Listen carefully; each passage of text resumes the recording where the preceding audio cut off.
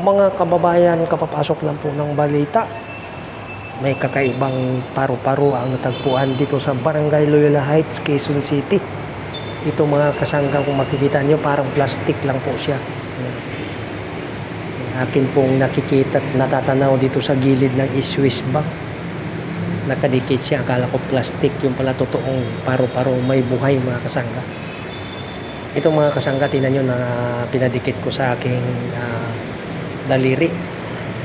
Napakaganda, parang plastic, makulay. Kakaibang paru-paro mga kasangga.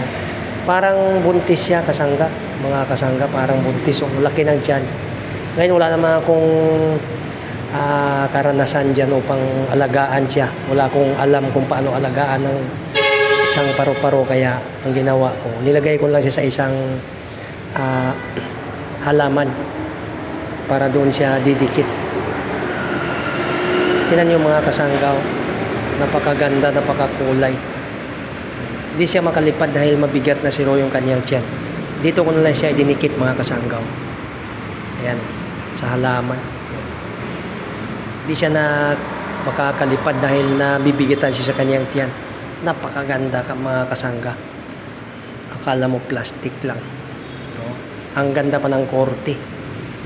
Kakaiba to mga kasangga. Viral ito mga kasangga.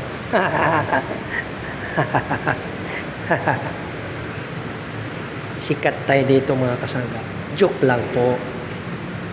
Ito ay totoong napakaganda mga kasangga.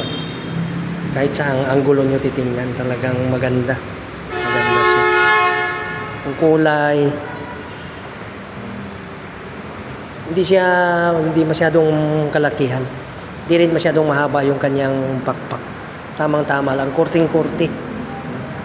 Parang akala mo aeroplano. Ang ganda mga kasangga. Makulay. Bye-bye.